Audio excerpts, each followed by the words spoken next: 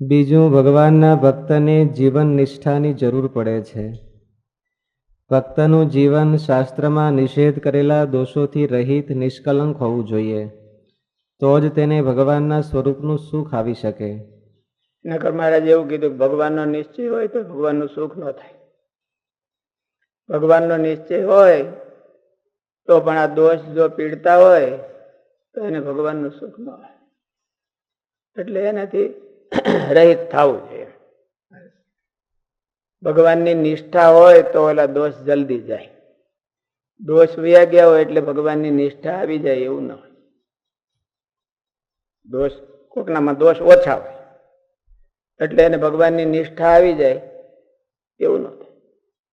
ભગવાનના સાચા ભાવની નિષ્ઠા આવી ગઈ હોય તો ઓલા જાય, સાચી પ્રમાણિકતાથી આવી ગઈ હોય તો જાય. બીજું, ભગવાનના ભક્તને જીવન નિષ્ઠાની જરૂર પડે છે. ભક્તનું જીવન શાસ્ત્રમાં નિષેધ કરેલા દોષોથી રહિત નિષ્કલંક હોવું જોઈએ, તો જ તેને ભગવાનના સ્વરૂપનું સુખ આવી શકે. અન્યથા ભગવાન મળ્યા હોય ને પોતે દાવો ધરાવતા હોય કે અમે મહારાજને સર્વોપરી સમજીએ છીએ, તો પણ મહારાજે આ વચનામૃતમાં જે 6 વાના કહ્યા તે હોય તો મહારાજ મળ્યા છતાં તેમના સ્વરૂપનું સુખ ન આવે. એ સ્વભાવ રૂપ છે. આ 6 વાના છે એ સ્વભાવ પડી ગયો. બીજા આપણા સ્વભાવો હોય એ સ્વભાવને ધીરે ધીરે ટાળવા જોઈએ. જો આપણે મહારાજની ખરેખરી નિષ્ઠા પાકી કરવી હોય અને મહારાજનું સુખ લેવું હોય તો નાના મોટા સ્વભાવ છે એ બધા ટાળવા. અને એને ટાળવાનું એક જ સાધન છે, આ સત્સંગ. બીજે ક્યાંય નથી ટાળતા, આ સત્સંગમાં ટાળે છે. ભગવાનના ભગતની હારે કંઈક સંઘર્ષ થાય ને પોતે મૂકી દે તો પોતાનો સ્વભાવ ટાળે. પોતે હટાવી દેવા પ્રયત્ન કરે તો એનો સ્વભાવ ટાળે નહીં, એ વધે.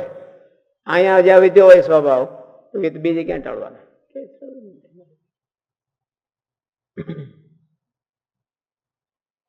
મહારાજ કહે છે, આ 6 વાના જેને હોય તેને જીવતે કે મરીને કોઈ દિવસ સુખ થાય નહીં. વચનામૃતમાં જેમ સદા સુખી થવાના ઉપાય બતાવ્યા છે તેમ આ 6 વાના સદા દુઃખી થવાના કારણો છે.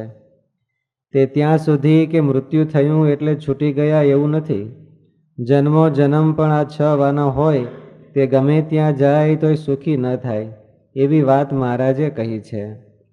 યોગ સૂત્રમાં એવું કીધું, અવિદ્યા, અસ્મિતા, રાગ, દ્વેષ અને અભિનિવેશ, આ 5 વાના હોય એને જન્મ મરણ પૂર્વ કર્મ લેવડાવે. આ 5 વાના ન હોય તો એના પૂર્વ કર્મ ખપી ગયા હોય એવું ન હોય. પૂર્વ કર્મના તો અનંત કોઠાર ભર્યા હોય.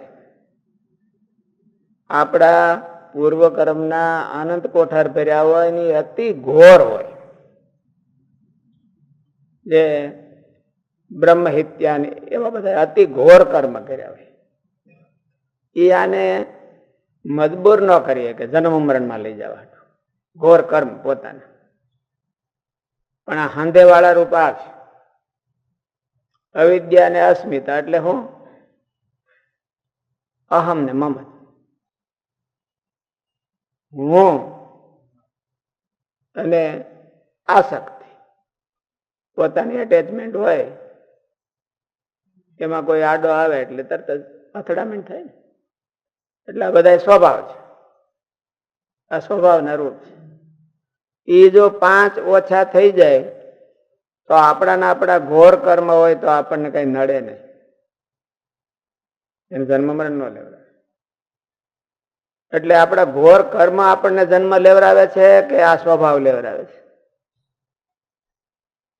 કોણ જન્મ મરણ લેવડાવે? જન્મ મરણ નું કારણ કોણ? સ્વભાવ છે. ઓલા કર્મ નથી.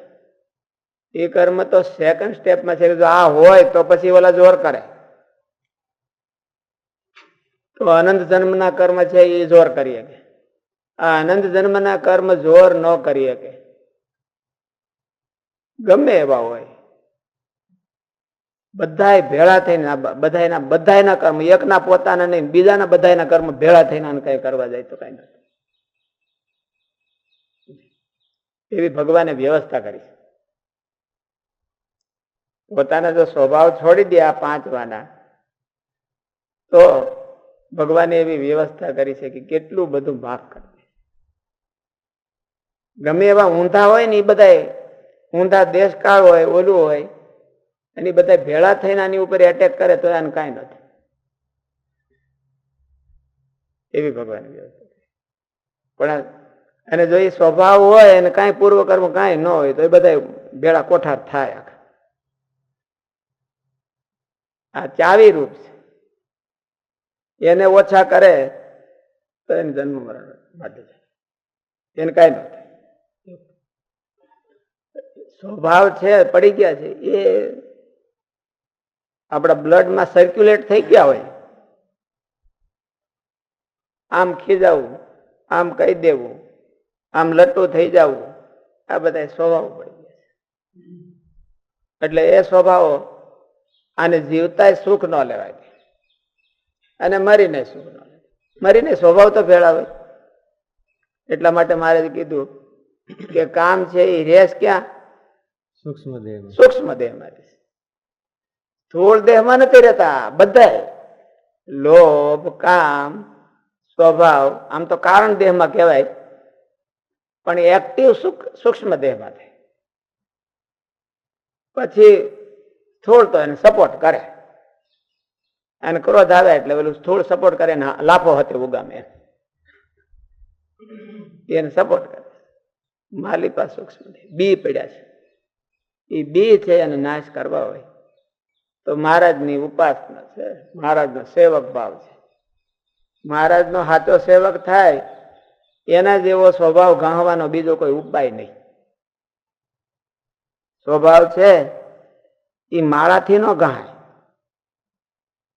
મારા ભગવાનની ભક્તિ જ છે, એમ કઈ ના નથી, ન કરવી એવું નહીં એમ. પણ માળા ફેરવવાથી સ્વભાવ ગાય જાય. કોકની સેવામાં જોડાય તો સ્વભાવ ગાય, અને એને ગાહવા હોય એને ગાય, નો ગાહવા હોય તો વધે વધે. નો ગાહવા હોય આપણે અને એને અખંડિત રાખવા હોય તો વધે વધે. ગાહવા હોય તો આ ભગવાને એટલો ચાન્સ વધારે આપ્યો છે આપણે કે આ સત્સંગ એવો છે કે સેવા કરે એટલે ડબલ ગહાય. એક તો સેવા કરે એનો ભગવાન રાજી થાય, અને આમ તો પોતાનો અહમ ગાય.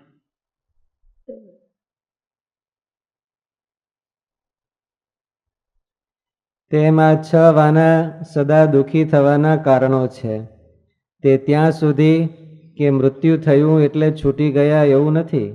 જન્મો જન્મ પણ આ 6 વાના હોય તે ગમે ત્યાં જાય તોય સુખી ન થાય, એવી વાત મહારાજે કહી છે. આ લોકમાં માણસ સ્વભાવ શું કરવા રાખે છે? સુખ લેવા હાટું. એમ માની સ્વભાવ છે એ સુખ, પણ આ લોકમાં દુઃખી થાય. એ સ્વભાવ એને આ લોકમાં સેટિંગ ન થવા દે, એની આબરૂ ન વધવા દે, એને માન સન્માન ન વધવા દે. હાલો માનનો સ્વભાવ છે તો એને માન વધે? કે માનનો સ્વભાવ હોય તો માન ન વધવું જોઈએ. આપણે ડેવલપ કરી તો ન વધવું જોઈએ, પણ ન વધે. ભગવાન એવું કીધું છે આ લોકમાં સુખી ન થાય તો પરલોકમાં તો ક્યાંથી થાય?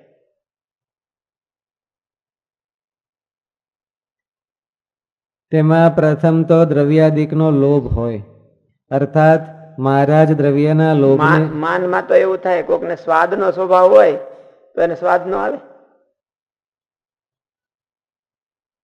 કે નો આવે? કેમ લાગે? મહારાજ કીધું હારે હેરાન એને ન આવે, રિયલ ન આવે. એટલા માટે કે જેને ભૂખ વધી ગઈ એ વર્તમાનમાં રહેતો નથી, એ ભવિષ્યમાં વયો જાય. પૈસાની ભૂખ વધી ગઈ હોય તો હોય એને યાદ જ ન કરે, હોય એને યાદ ન કરે, અને એનું સુખ ન આવે. એને ન હોય ને બળતરા ઉપડે. એટલે સ્વાદ તો કોઈકને સ્વભાવ હોય તો જે સગવડતા હોય ને સારું થયું હોય તો એમાં એને તૃપ્તિ ન થાય, એને બળતરા થાય કે ન મળ્યું હું. એટલે સ્વભાવમાં એવું હોય, સ્વભાવ છે એને પેલા આમ કે એપ્લાય કરો તો ત્યારે એનું સુખ ન આવે. કારણ કે ભૂખ સ્વભાવ છે એ તો ભૂખ ઘૂંટાઈ ઘૂંટાઈને ભેળી થઈ હોય ને, એટલે ભૂખની તૃપ્તિ થતી નથી, એટલે બળતરા થાય છે, ઉલટી અધૂરો રહી એની.